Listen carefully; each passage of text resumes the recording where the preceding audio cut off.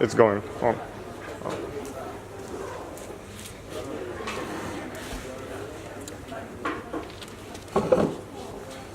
Hands on the table, always hands on the. Okay. Hello, my name is Andrei Neagu and I am a reporter at STUDENTV, which is part of Global Confederation of Romanian Students, a non-profit organization which helps people that want to come and study in Western states. We have here Niels, my friend and my roommate. Please tell me a couple things about yourself. Alright, so I'm Niels. I'm currently 22 years old and I come from the Netherlands and I currently study abroad here at the Linnaeus University. Okay, good. Thanks for coming here. You really are helping a lot of people today. Alright, so I'm going to ask you a couple of questions. What high school did you do in your home country? Well, I participated in high school, and what we have is, I studied like the highest level, and it was basically like a preparation for scientific education, and it takes like 6 years, and eventually we had to choose like some kind of program, and I chose like economics and society, if you translate it, it's called like that. And I basically did like a lot of stuff on society, so economics, society studies was a thing I did extra. And then eventually I came to my studies, which is called public administration from there. So that's basically how I went through high school. Yeah, but wait. This is the first time I'm hearing about this. So your high school in your country, how many years does it have to Yes. complete? Well, it depends. We have like 3 levels. We have the basic level, the more practical level. The second one is practical mixed with theoretical, and the highest one is only theoretical. And the one I did, the highest one is 6 years. The one below that 5, and the lowest one 4. Wow, because like in my home, like high school lasts for 4 years basically, and Okay. yeah, you can go to like a high school that's more oriented on practical or theoretical ones. But first time I hear that high school should last for 6 years. That's a long time. Yeah, it is, but we needed to go to like university, because if you want to go to university, you need either that or I think it's from the University of Applied Sciences, which is also higher education, but below our university, which is the highest. Oh, okay. So what is your areas of expertise? So I study public administration, and that's a very broad concept. So basically we have like 4 subjects, which are like the main part. It's economics, politicology, sociology, and law. Okay. So basically those 4 areas is where we learn to combine them and do research in like the area of society, and well, it's very broad. But the main part is we combine these perspectives to basically to create like research on how to do things better in like the public sector mostly. So I would say it's the public sector.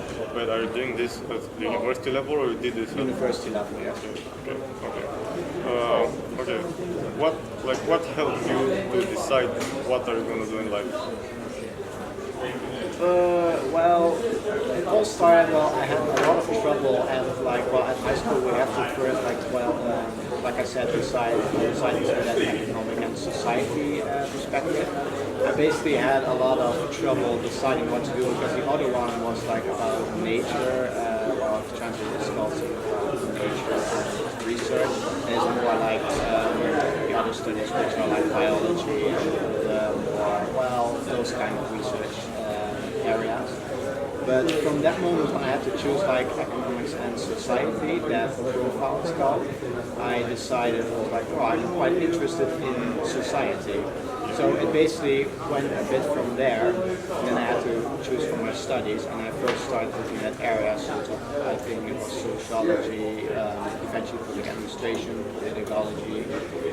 So basically it came from like this interest, and I talked to a lot of people like students and more experts and stuff, and eventually I found out like, this really interests me, so eventually I came in that area, and it basically goes automatic from there. So eventually from first person, and you get interested in stuff, you find out, you read about it. So yeah. Was it easy to figure out like this because I talk to a lot of people and they have big problems deciding what they like. They don't know what they like. Yeah, exactly. Well, it was difficult at first, but I remember how I chose this was we had at our high school like an evening where all different kinds of people came and talked about their study.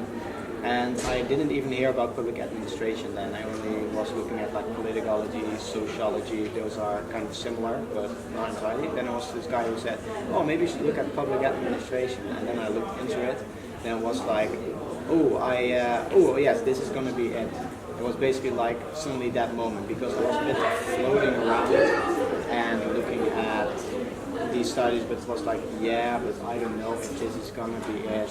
Then eventually, well, I had this idea and an area I could go in, but no idea like which one of the ways I should go. And then I chose like a middle way, which is like public administration. So it took a bit of effort, but like eventually I was like, oh yeah, this is it. Okay, I have another question for you. Do you feel like going to high school, was it worth it, or was it a waste of your time? For me, it was worth it, but that's because like high school, well, of course, we are forced to, of course, but I think it was rather good because that's where I discovered we have this mandatory subject from like our 3rd grade or 4th grade in high school, and we started like 12 years in high school. So and then we got that mandatory subject, which is about society, and that's what interested me. So that's what basically started this all. Yeah. So it was quite useful, but yeah, it basically like taught me all the basic stuff, and I learned like how to speak English very well there. So I would say it worth it. Man, I'm jealous of you because I thought like high school for me was a complete waste of my time. Not really what I studied was a waste of my time, but probably like how my mind developed. That was helpful. But what I studied, zero. Like just 4 years gone out of my life. Never gonna go back. Never gonna come back. And I wish I did something else entirely. Half of what I studied completely useless, obsolete already, and the other half is not in my area of expertise. Luckily not for me. I learned a lot that I still use that in my study, so it was good. Man, good for you, man. Okay, so do you have any passions? Like, what do you do as a hobby? Oh, well, I like to write a lot. I'm in this committee at my university where we write like our magazine, and it's about our study, like public administration, but also like more informal stuff about different activities we did. But it's usually also like more political subjects, so that I like to write about. I also like to do some reading, but that's just like for fun. Sometimes just like articles about different views on subjects, because when I also like to read books like fantasy books. But it's just like, yeah, reading in general is just good, I think. And I also did like life saving, the swimming kind. Yeah. And that was like, well, it was also just for like the sport. But eventually that also grew a bit larger, and then I participated in some stuff there. So that was a bit like also a major path for me, but not like my subject area where I want to work in. Yeah. Well, what I regret. Okay, so here in Sweden, the winter is almost like gone, and I really wanted to go and like take a bath in the cold, but now it's not. The lake has melted already, and there's no more ice. Did you ever do that? No, not specifically, but we always have this exercise, we call it, and it's like we basically do like this kind of sail thing. It's really dark and it simulates the ice. So it has holes in it. So we practice like what are we supposed to do when we are trapped under ice, or if someone else goes under the ice. Yeah. And it's basically almost the same, except it isn't that cold, but you cannot like get through it only via the holes that are in it. Yeah. So I basically did not like do the real stuff, but it was a simulation, so similar. Yeah, no, we have something similar, but it's more like it's religious. You know, you're supposed to wash away your sins. Oh, like that. Not me. No, not me. I'm staying far away from that. But I sure like to try it one day, like going in the eyes and then back. All right. So, how did you choose your home university, man? Well, I based it a bit on it was comparatively it was like quite close to where I live, based on, well, there's like two universities that are close by train, and there's no real university in my home city. And well, I chose it because the other one, which university, which I also looked, which is in Maastricht, it didn't have public administration, so that was out of the question. But I also liked, like, Nijmegen is where I study. I also liked the atmosphere there. Like, I went to to these days and like this where you could see your study in action. I was like, oh yeah, I really like this, because I also went to another one, and that's in Leiden or something. Then it was more like business oriented, with a lot of like boring people for me. So it was like, nah, not really this.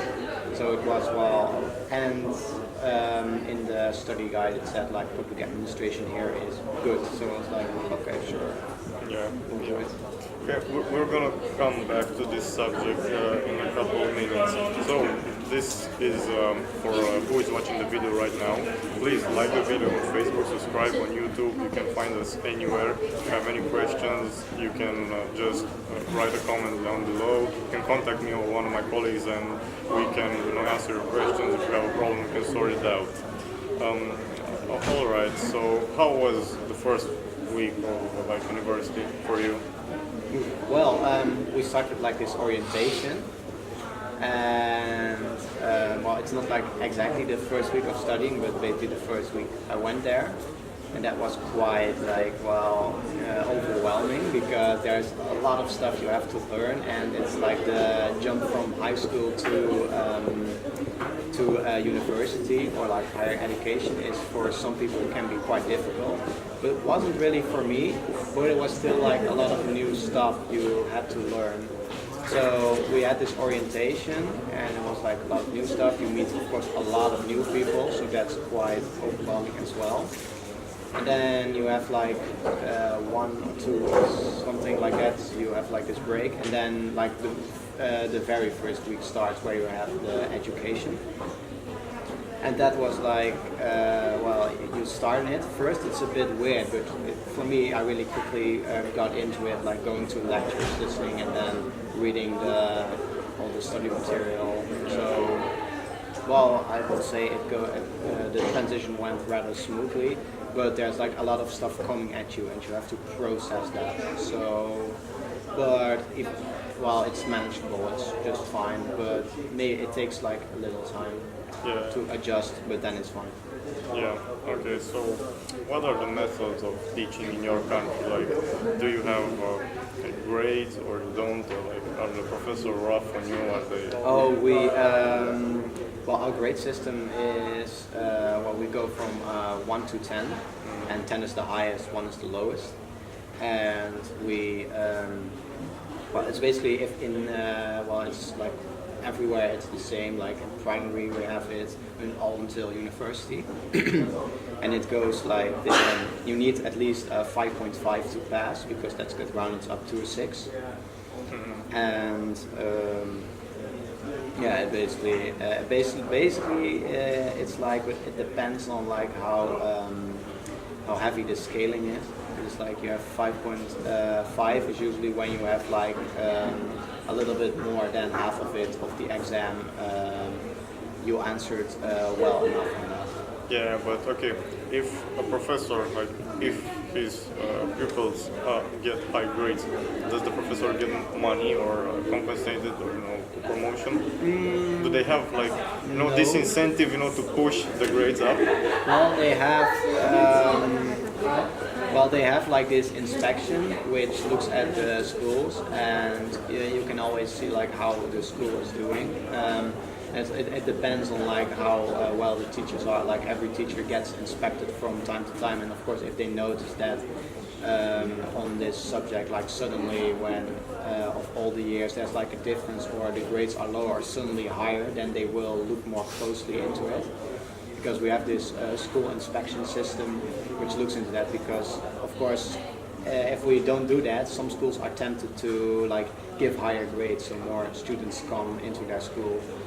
So, and that's like cheating, but it's basically of course the teachers make the exams for you, they make them themselves, but everything is also checked, like if there's some like something that's strange, then they will look into it. Like if the exam is way too easy, like I think we had one time there was a professor who made an exam which was so easy that everyone had like a 9 and 10, and that's quite unusual, of course. Yeah, I know. I'm familiar with this problem. The main problem is that some professors get compensated. This was at the high school level for pushing up the grades. So you have students that get high grades. It's better for you. This devalues everything for everyone, and I was really angry. I wasn't a top student, but I was above average, and sometimes I would like exams to be hard, so that people that don't deserve to pass, just fail. And okay, I'm not getting the top mark. I'm getting, a middle one.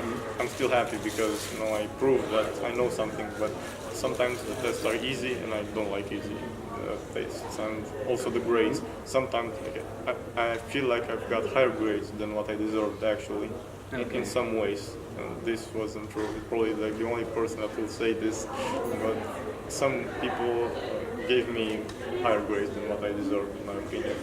But who knows? Okay. So what do you do in your free time? Do you sit on Facebook for 4 hours a day? No, definitely not. It's not like, well, I think in the Netherlands not a lot of people use Facebook to post stuff anymore. It's usually tags and events, so that's out of the question. But in my free time I really like to, like I said, like to write stuff, like on the magazine or different stuff. Like I wrote about my stay here in Sweden. I wrote like a journal, for example, just for fun. Sometimes, of course, I like to read like my book in my free time. Like I have a few books with me that I read, and usually I like to hang out with friends, and sometimes I play like games. Yeah. Basically that. Okay. Tell me about the bikes in the Netherlands. So what's Yeah, that's do you draw on the bikes? Yep, exactly. We have everyone uses the bike. Like no matter. I think. Well, for example, I have like this bike I take from my hometown to the train station, then I take the train, and then when I arrive in Nijmegen, I have another bike parked there, which I use to go to university. But it's because there's the cycling roads are like everywhere. We have basically every road has like this red lane specifically for bikes, and it's just way easier and way cheaper because most people are like they tend to pick especially the students, of course, pick the bike over the car. And we even have like a system where you can just like rent a bike for like a day or have a monthly subscription. You can just go to the train station or somewhere, and they have like these lockers where the bikes in them, and then you can just go there with your public transit card and rent one for a day or for a few hours, what you want. Yeah. So compared to the infrastructure in your country, how is the bike infrastructure here in Sweden? Well, it's kind of similar actually. Well, here you also have quite a lot of like biking pathways, but the main difference I noticed is here you have a lot of separate bikeways, like not on the main road, but just like go in between. Well, we also have them, but we also have a lot of the bikeways like connected to the road, like these specific red lanes. And like in our towns, we usually there's usually not those specific red lanes, but we just cycle right beside. But here it's kind of similar. Well, more snow in the last days, of course.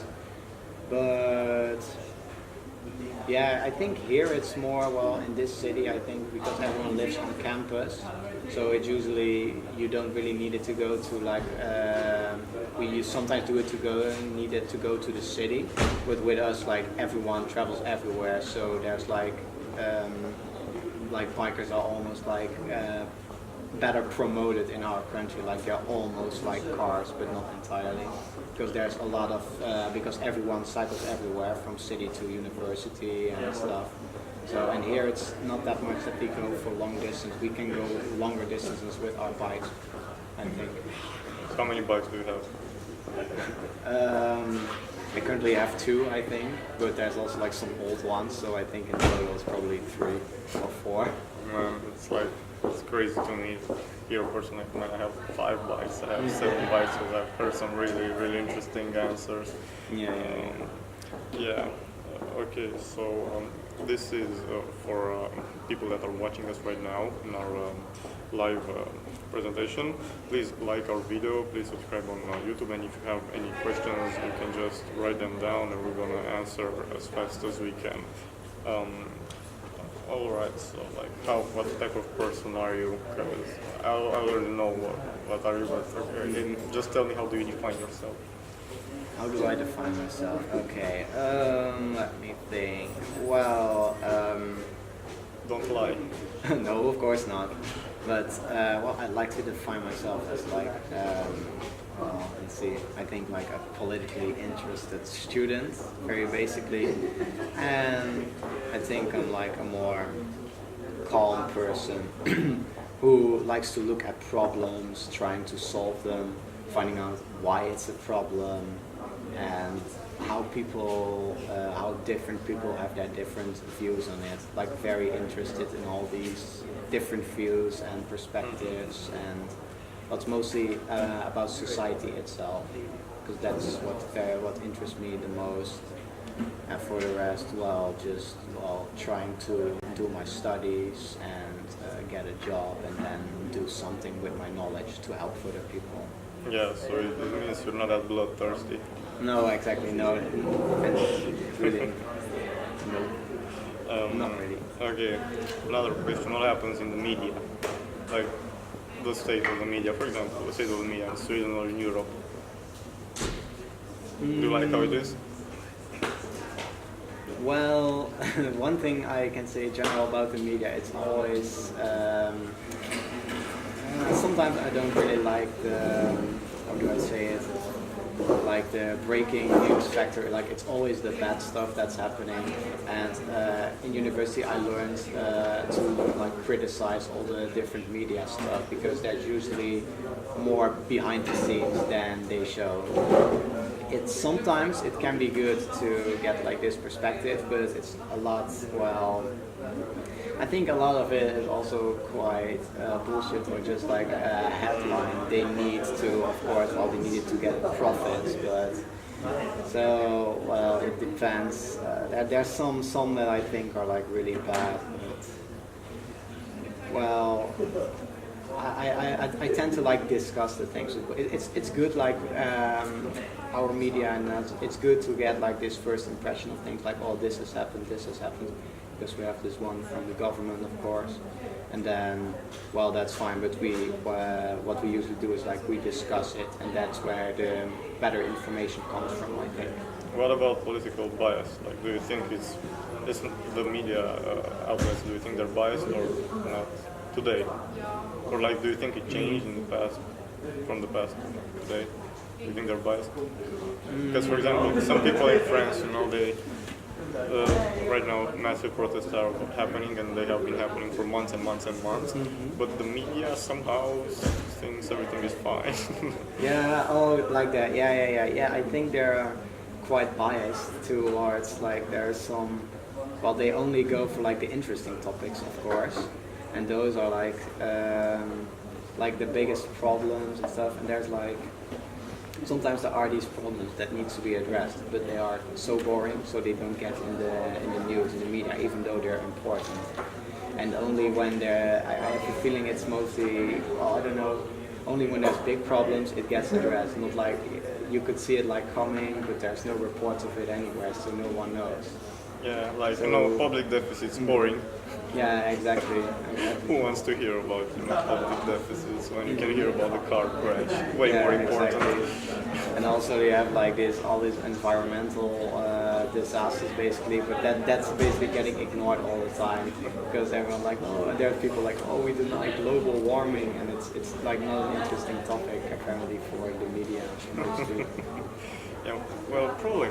Okay, in my opinion, the way politicians have been treating environmental disasters, which like disasters happen, more taxes, which doesn't solve the problem, so they can get more money in. Yeah, so exactly. they use global warming, environmental disaster for their own benefits, and they don't actually solve the problem. Exactly. And probably this is why people are so angry with it because some people are literally paying money for nothing. And this is why they say, oh, I don't care about the environment anymore. I'm paying for nothing. Yeah, exactly. It's like it's just stupid. All right. So how is the Swedish system? How do you find it compared to, for example, what happens in your country? Like the governmental system. Everything. No, just everything. The Swedish mindset here. Oh, like that. Well, what can I say? It's well, I found like some similarities here, like in like the culture and mindset, but also quite some differences. Like now I'm here, and I follow how I follow my education here. It's a bit more like relaxing and more focused on discussions than at my home studies, because here you have like one subject for like 4 weeks, 5 weeks or something. Then you have like an exam. And then you go to another subject, and they all have like 7 credits. And at my university, we sometimes have like 2, sometimes even 3 like subjects of 6 credits each, and for like 8 or 9 weeks. And I feel like here it's more focused and sometimes more relaxing. And also you can see it like in the classroom. We like I have this course called Welfare State and Social Policy in Sweden, and we sit in like this U form and we just discuss with each other, and we have about our different welfare systems. So shoes flying, glasses. Exactly. thrown. But when I sit in my lecture, we tend to like listen to the professor. Sometimes he asks a question, but most people are reluctant to answer it for like the whole big group. And I feel here it's more personal, like a better environment for that. It's a bit more, I don't know. I find it more relaxing here, like not pressured to like produce results or something. Yeah. So like at least it's relaxed. We don't get events, like you see on the internet. Like by the name of Allah, He will taste the bottom of my shoe if you continue with that rhetoric. Exactly. All right. This is for the people that are watching the video right now. I am a member of STUDENTV, which is part of Global Confederation of Romanian Students, and I'm going to talk more about the Global Confederation of Romanian Student Grants, which are the money that are coming from Western European states that can help you study here. It is very easy to get them, but first of all, you just need the knowledge that it happens. This money is offered not by universities, not by private businesses. This is coming from Western states, for example, Sweden, Great Britain, the Netherlands, and the Global Confederation of Romanian Students can help you come here, deal with all the administrative part of everything. We can help you while you're in high school, while you're in the final year of high school, when you apply for university, while you're studying here, and even more. You can find more on our website, and you can find all information in a PDF in the internship part of the website. If you have any questions, don't hesitate to contact me or one of my colleagues. We answer quite fast. And if any parents are watching right now and they're interested to help their children or to counsel them, there is also this PDF that's meant for you as a parent. Now, thank you very much for being here and for talking to me. It was a great interview and it was a pleasure. And this is it. You're welcome.